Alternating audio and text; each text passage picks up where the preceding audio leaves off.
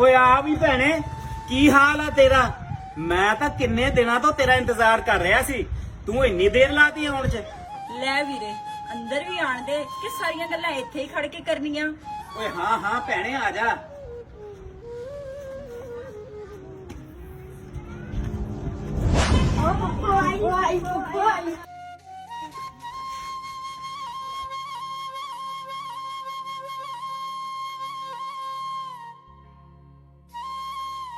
ਓ ਇੱਧਰ ਆਓ ਨਿਆਣਿਓ,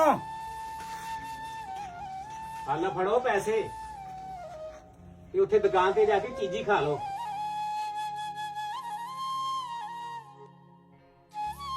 ਉਹ ਚੰਗਾ ਹੋਇਆ ਭੈਣੇ ਤੂੰ ਚੱਕਰ ਲਾ ਲਿਆ, ਨਿਆਣੇ ਵੀ ਖੁਸ਼ ਹੋ ਗਏ ਤੇ ਮੇਰਾ ਵੀ ਬੜਾ ਜੀ ਕਰਦਾ ਸੀ ਤੈਨੂੰ ਮਿਲਣ ਨੂੰ। ਉਹ ਬਸ ਕੀ ਦੱਸਾਂ ਵੀਰੇ, ਅੱਗੇ ਬੱਚਿਆਂ ਦੇ ਪੇਪਰ ਹੁੰਦੇ ਪਏ ਸੀ ਤੇ ਹੁਣ ਬੱਚਿਆਂ ਨੂੰ ਛੁੱਟੀਆਂ ਹੋ ਗਈਆਂ ਤੇ ਮੈਂ ਆਪਣੇ ਵੀਰ ਨੂੰ ਮਿਲਣ ਆ ਗਈ।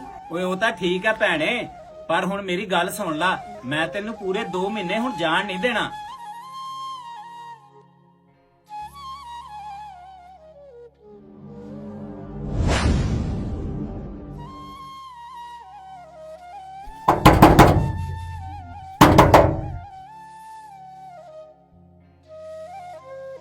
ਉਹ ਭੈਣੇ ਤੂੰ ਉਹ ਹਾਂ ਵੀਰੇ, ਬੱਚਿਆਂ ਨੂੰ ਛੁੱਟੀਆਂ ਹੋਈਆਂ ਤੇ ਮੈਂ ਕਿਹਾ 2 ਦਿਨ ਆਪਣੇ ਵੀਰ ਦੇ ਘਰ ਰਹਿ ਹੀ ਆਵਾਂ।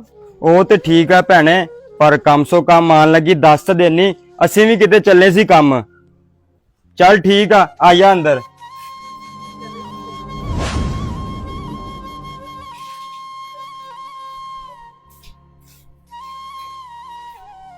ਓਏ ਚੱਲ ਉੱਤਰ, ਆ ਕੀ ਕਰੀ ਜਾ ਰਿਹਾ? ਮੋਟਰਸਾਈਕਲ ਖਰਾਬ ਕਰਨੀ ਆ?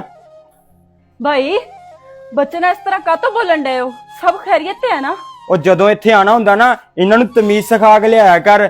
ਮੇਰੀ ਮੋਟਰਸਾਈਕਲ ਖਰਾਬ ਕਰਨ ਲੱਗੇ ਸੀਗੇ। ਉਹ ਵੀਰ ਤੂੰ ਲੜ ਨਾ, ਮੈਂ ਇਹਨਾਂ ਨੂੰ ਲੈ ਕੇ ਹੁਣੇ ਹੀ ਚਲੀ ਜਾਨੀ ਆ।